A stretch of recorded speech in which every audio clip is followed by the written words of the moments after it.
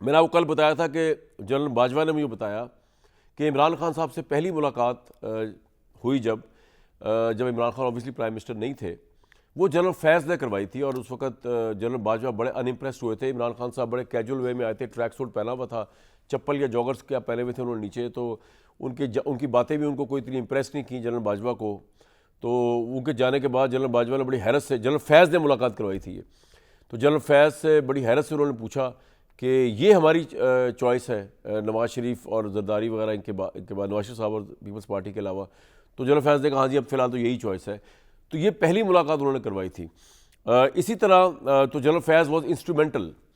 इसी तरह एक बहुत अहम बहुत अरबपति शख्सियत है, उन्होंने मुझे बताया, फेस टू फेस बताया कि उनकी पहली मुलाकात भी जनरल फैज़ हमीद ने करवाई थी इमरान खान से प्राइम मिनिस्टर उनके बनने के बाद। और वो जो अरबपति शख्सियत है उन्होंने बताया कि हमारे को कोई मामलात फंसे रहते हैं गवर्नमेंट से, तो हमें जनरल फैज़ हमीद ने मशवरा दिया था कि आप प्राइम मिनिस्टर से बना के रखें, आपके जहाँ मामले फंसेंगे प्राइम मिनिस्टर आपको फैसिलिटेट करेंगे। एलिजिडली ये उनकी उनकी गवाही है, मैं जो उन्होंने मुझे बताया, जो अरबपति शख्सियत है।